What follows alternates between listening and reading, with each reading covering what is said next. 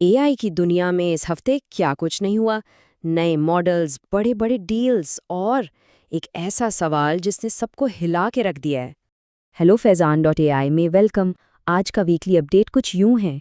चलिए सीधा शुरू करते हैं और देखते हैं कि इस हफ्ते एआई की दुनिया में क्या कुछ खास हुआ। तो सबसे पहले बात करते हैं नए एआई मॉडल्स की। ऐसा लगता है कि टेक कंपनीज के दरमियान जो रेस लगी हुई है वो अब और भी तेज हो गई है। तो ओपन एआई ने एक नया प्रो प्लान लॉन्च किया है और ये प्लान खास तौर पर हैवी यूजर्स के लिए है। मतलब वो लोग जो इसके कोडिंग टूल कोडेक्स का बहुत ज़्यादा इस्तेमाल करते हैं। और इसकी कीमत $100 महाना। सिर्फ ओपन एआई ही नहीं, मेटा ने भी इस हफ्ते काफ़ी धूम मचाई है।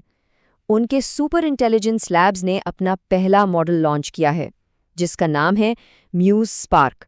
देखें, ये एक छोटा मॉडल है लेकिन इंतहाई तेज, और इसी की वजह से मेटा एआई ऐप की मकबूलियत आसमान पर पहुंच गई। और कितनी मकबूलियत, इतनी कि म्यूजियो स्पार्क के लॉन्च के फौरन बाद मेटा एआई ऐप सीधा ऐप स्टोर पर 5वें नंबर पर आ गई। ये वाकई एक ज़बरदस्त कामयाबी है। अब आते हैं एंथ्रोपिक पर, जिन्होंने अपना नया साइबर सिक्योरिटी मॉडल मिथॉस पेश किया है। लेकिन इसके लॉन्च के साथ ही एक बहस भी शुरू हो गई है। बुनियादी सवाल ये है कि इस मॉडल की रिलीज को महदूद करके एंथ्रोपिक इंटरनेट को बचा रहा है या सिर्फ अपनी कंपनी को। दोनों तरफ से काफ़ी मजबूत दलाइल दिए जा रहे हैं। अच्छा, अब जरा आगे बढ़ते हैं और देखते हैं कि कॉर्पोरेट लेवल पर क्या हो रहा है। ये डील्स और पार्टनरशिप्स असल में एआई के मुस्तकबिल की बुनियाद हैं। इस हफ्ते तो बड़ी डील्स की बारिश हुई है।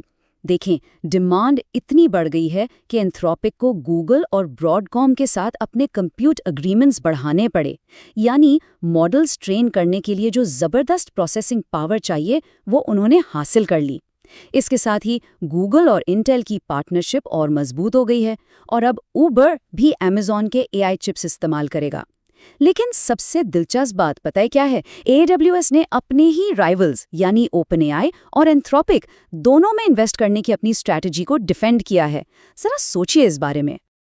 ठीक है, अब बात करते हैं उन टूल्स की जो एआई को हम सबकी रोज़मर्रा ज़िंदगी का हिस्सा बना रहे हैं।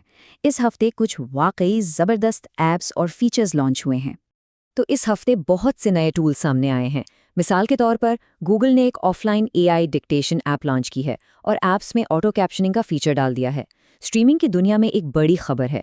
ट्यूबी पहली ऐसी सर्विस बन गई है जिसकी अपनी ऐप अब डायरेक्ट चैट जीपीटी के अंदर मौजूद है। एक नई ऐप है पोक, जो एआई एजेंट्स का इस्तेमाल इतना आसान बना देती है जैसे आप किसी को टेक्स्ट मैसेज भेज रहे हों। और हाँ, अटलासियन ने भी अपने कॉन्फ्लुएंस प्लेटफॉर्म को नए विजुअल एआई टूल से अपडेट कर दिया है। जाहिर है, हर नई टेक्नोलॉजी के साथ कुछ चैलेंजेस भी आते हैं। तो अब हम इस हफ्ते की सिक्योरिटी, क़वानीन और स्टार्टअप दुनिया से जुड़ी कुछ अहम खबरों पर नज़र डालेंगे। यहाँ 3 बड़ी खबरें हैं। पहली खबर, फ्लोरिडा के अटॉर्नी जनरल ने एक शूटिंग के वाक़े के सिलसिले में ओपन एआई के खिलाफ तहकीकात शुरू कर दी है।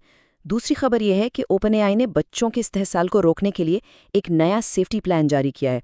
और तीसरी, एक अफसोसनाक खबर, $10 बिलियन की स्टार्टअप मकूर को एक बहुत बड़े डेटा ब्रीच का सामना करना पड़ा है।